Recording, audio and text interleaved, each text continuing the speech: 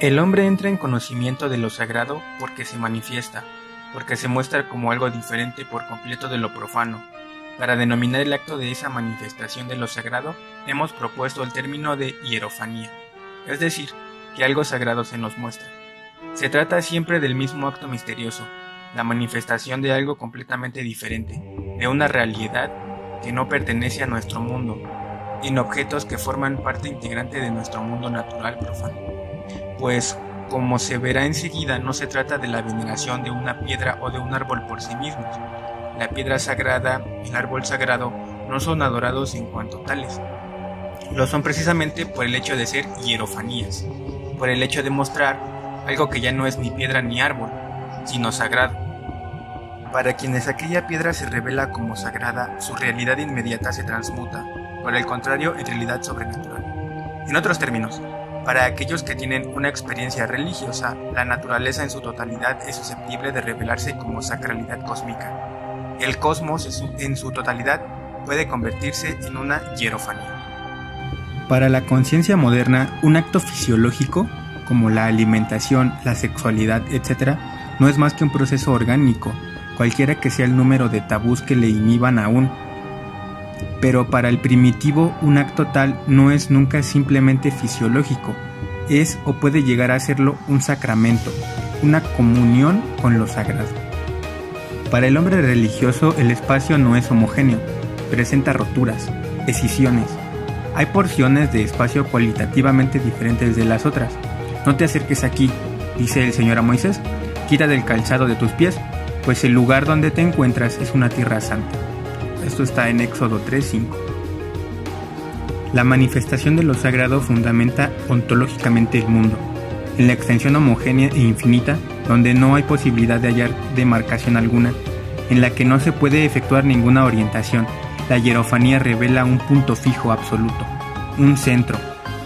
Por esta razón, el hombre religioso se ha esforzado por establecerse en el centro del mundo. Para vivir en el mundo hay que fundarlo, y ningún mundo puede nacer en el caos de la homogeneidad y de la relatividad del espacio profano. El descubrimiento o la proyección de un punto fijo, o sea el centro, equivale a la creación del mundo. Por el contrario, para la experiencia profana, el espacio es homogéneo y neutro. Ninguna ruptura diferencia cualitativamente las diversas partes de su masa. El umbral, la puerta, muestran de un modo inmediato y concreto la solución de continuidad del espacio. De ahí su gran importancia religiosa, pues son a la vez símbolos y vehículos del tránsito. En el interior del recinto sagrado queda trascendido el mundo profano. El templo constituye propiamente hablando una abertura hacia lo alto y asegura la comunicación con el mundo de los dioses. Todo espacio sagrado implica una hierofanía, una irrupción de lo sagrado que tiene por efecto destacar un territorio del medio cósmico circundante y el de hacerlo cualitativamente diferente. A menudo ni siquiera se precisa una teofanía o una hierofanía propiamente dichas. Un signo cualquiera basta para indicar la sacralidad del lugar. Y es que el signo portador de significación religiosa introduce un elemento absoluto y pone fin a la relatividad y a la confusión. Algo que no pertenece a este mundo se manifiesta de manera apodíctica y al hacerlo así, señala una orientación o decide una conducta. Cuando no se manifiesta ningún signo en los alrededores, se provoca su aparición. Se trata, en suma, de una evocación de fuerzas o figuras sagradas, que tiene como un fin inmediato la orientación en la homogeneidad del espacio. Se pide un signo para poner fin a la tensión provocada por la relatividad y a la ansiedad que alimenta la desorientación. En una palabra, para encontrar un punto de apoyo absoluto. En todos estos casos, son los animales los que revelan la sacralidad del lugar. Los hombres, según eso, no tienen libertad para elegir el emplazamiento sagrado. No hacen sino buscarlo y descubrirlo mediante la ayuda de signos misteriosos. En cada uno de estos casos, las hierofanías anulan la homogeneidad del espacio y revelan un punto fijo. Pero, habida cuenta de que el hombre religioso no puede vivir sino en una atmósfera impregnada de lo sagrado, es de esperar la existencia de multitud de técnicas para consagrar el espacio. Según hemos visto, lo sagrado es lo real por excelencia, y a la vez potencia, eficiencia, fuente de vida y de fecundidad. Lo que caracteriza a las sociedades tradicionales es la oposición que tácitamente establecen entre su territorio habitado y el espacio desconocido e indeterminado que le circunda. El primero es el mundo, con mayor precisión nuestro mundo, el cosmos. El resto ya no es un cosmos, sino una especie de otro mundo, un espacio extraño, caótico, poblado de larvas, de demonios, de extranjeros. De un lado se tiene un cosmos, del otro un caos. El mundo, es decir, nuestro mundo, es un universo en cuyo interior se ha manifestado ya lo sagrado y en el que por consiguiente se ha hecho posible y repetible la ruptura de niveles. En una palabra, la erección de un altar del fuego, lo único que da validez a la toma de posesión de un territorio equivale a una cosmogonía. Un territorio desconocido, extranjero, sin ocupar, lo que quiere decir con frecuencia sin ocupar por los nuestros, continúa participando de la modalidad fluida y larvaria del caos. Al ocuparlo y sobre todo, al instalarse en él, el hombre lo transforma simbólicamente en cosmos por una repetición ritual de la cosmogonía. Lo que ha de convertirse en nuestro mundo tiene que haber sido creado previamente, y toda creación tiene un modelo ejemplar, la creación del universo por los dioses. En la perspectiva de las sociedades arcaicas, todo lo que no es nuestro mundo no es todavía mundo. No puede hacer uno suyo un territorio si no le crea de nuevo, es decir, si no le consagra.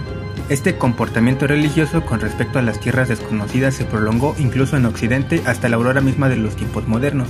Los conquistadores españoles y portugueses tomaban posesión en nombre de Jesucristo de los territorios que habían descubierto y conquistado.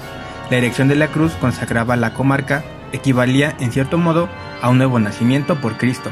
Las cosas viejas han pasado, y aquí que todas las cosas se han hecho nuevas.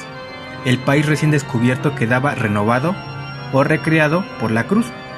Situarse en un lugar, organizarlo, habitarlo, son acciones que presuponen una elección existencial, la elección del universo que se está dispuesto a asumir al crearlo. Ahora bien, este universo es siempre una réplica del universo ejemplar, creado y habitado por los dioses. Comparte según esto la santidad de la obra de los dioses. Nos hallamos pues frente a un encadenamiento de concepciones religiosas y de imágenes cosmológicas, que son solidarias y se articulan en un sistema, el que se puede calificar de sistema del mundo de las sociedades tradicionales. A. Un lugar sagrado constituye una ruptura en la homogeneidad del espacio. B. Simboliza esta ruptura una abertura, merced a la cual se posibilita el tránsito de una región cósmica a otra, del cielo a la tierra y viceversa, de la tierra al mundo inferior. C. La comunicación con el cielo se expresa indiferentemente por cierto número de imágenes relativas en su totalidad al axis mundi, o pilar, o escala, montaña, árbol, liana, etc. D. Alrededor de este eje cósmico se extiende el mundo. Por consiguiente, el eje se encuentra en el medio, en el ombligo de la Tierra. Es el centro del mundo.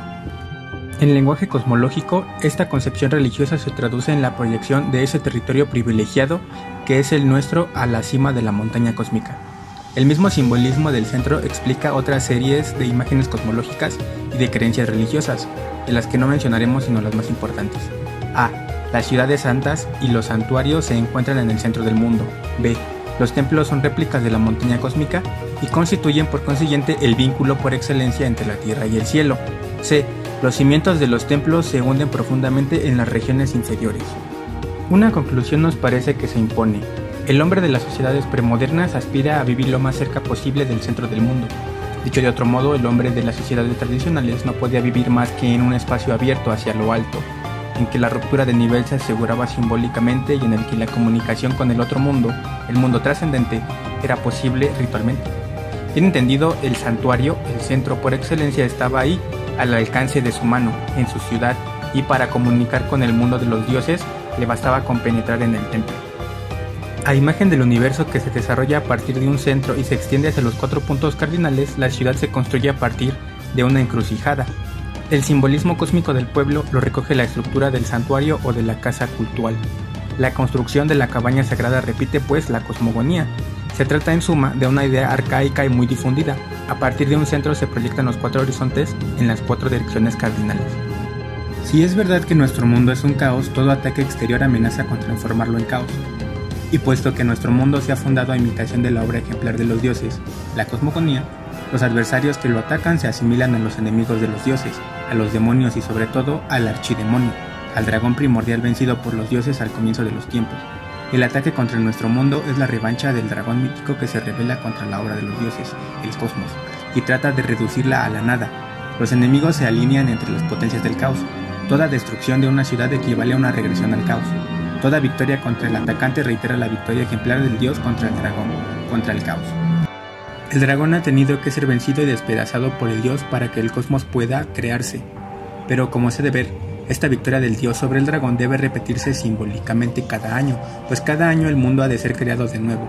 Igualmente, la victoria de los dioses contra las fuerzas de las tinieblas, de la muerte y del caos se repite en cada victoria de la ciudad contra sus invasores.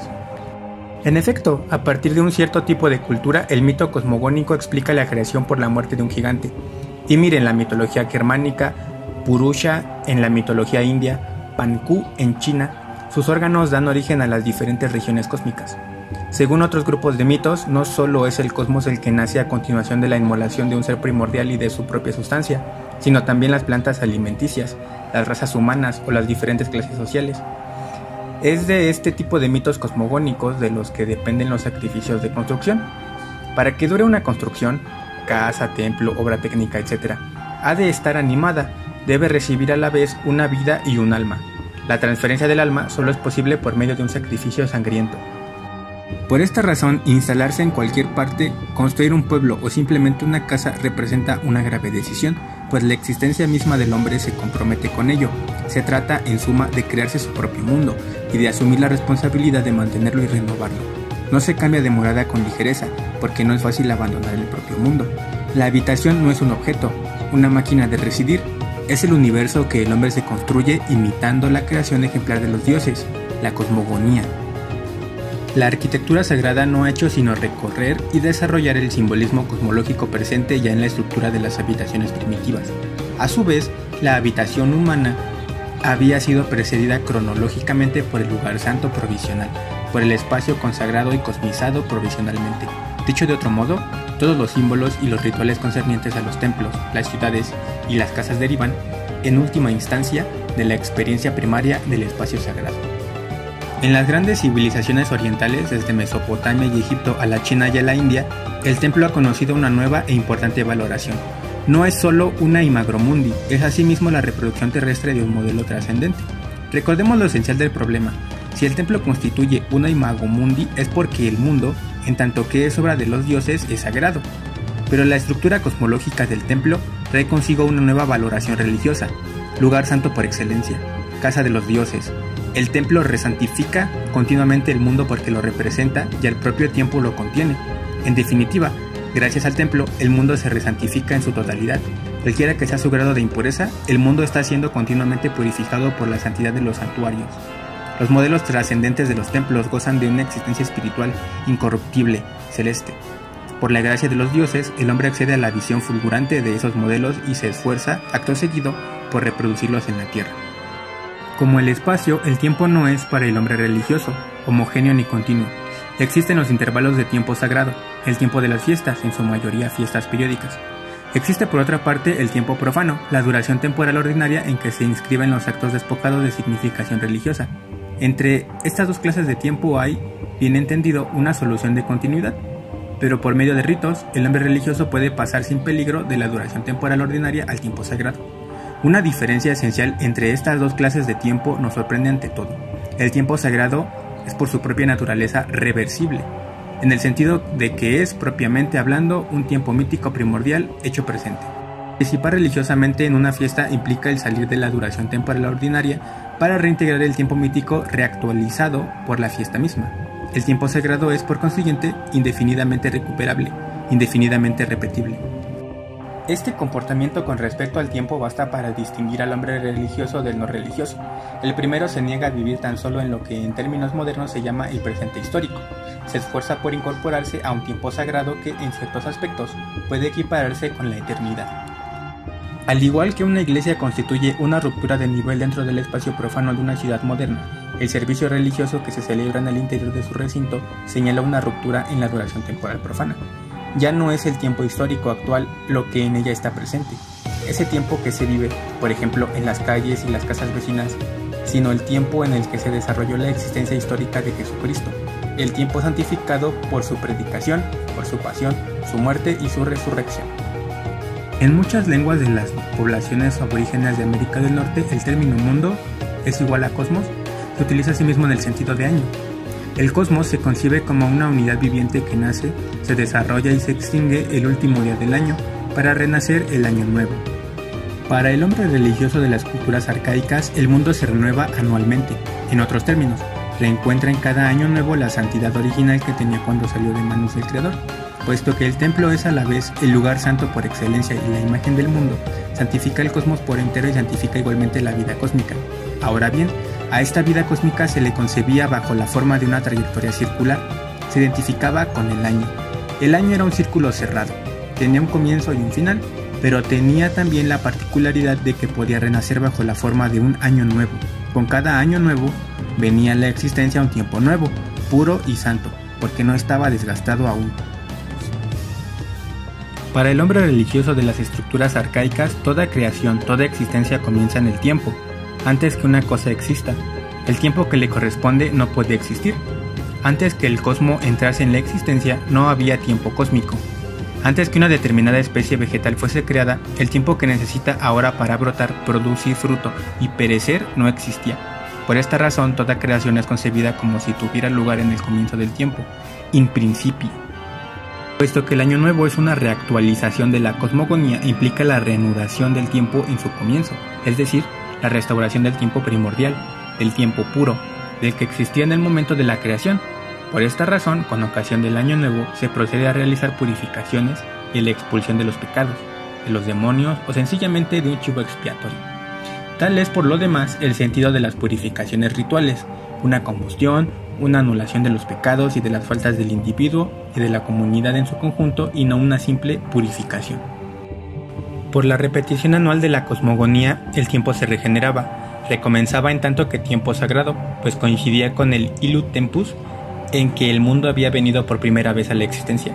Participando ritualmente en el fin del mundo y en su recreación, el hombre se hacía contemporáneo del Illud Tempus, nacía por tanto de nuevo, recomenzaba su existencia con la reserva de fuerzas vitales intacta, tal como lo había estado en el momento de su nacimiento. Estos hechos son importantes, nos desvelan el secreto del comportamiento del hombre religioso con respecto al tiempo. Esta reactualización ritual del Illud Tempus, de la primera epifanía de una realidad, está en la base de todos los calendarios sagrados. La festividad no es la conmemoración de un acontecimiento mítico, y por tanto religioso, sino su reactualización. Así, periódicamente, el hombre religioso se hace contemporáneo de los dioses en la medida en que reactualiza el tiempo primordial en que se cumplieron las obras divinas. Las reactualizaciones periódicas de los gestos divinos, las fiestas religiosas, están ahí para volver a enseñar a los hombres la sacralidad de los modelos. Gracias a los seres divinos o semidivinos, todo ha venido a la existencia. El origen de las realidades y de la vida misma es religioso. En las fiestas se reencuentra plenamente la dimensión sagrada de la vida, se experimenta la santidad de la existencia humana en tanto que creación divina. Las fiestas restituyen la dimensión sagrada de la existencia, reenseñando cómo los dioses o los antepasados míticos han creado al hombre y le han enseñado los diversos comportamientos sociales y los trabajos prácticos. Se trata, en suma, de un eterno retorno in illo tempore a un pasado mítico que nada tiene de histórico. Se podría concluir que esta eterna repetición de los gestos ejemplares revelados por los dioses ab origine se opone a todo progreso humano y paraliza toda espontaneidad creadora. Tal conclusión está en parte justificada. En parte solamente, pues el hombre religioso, incluso el más primitivo, no rechaza por principio el progreso. Lo acepta, pero confiriéndole un origen y una dimensión divina.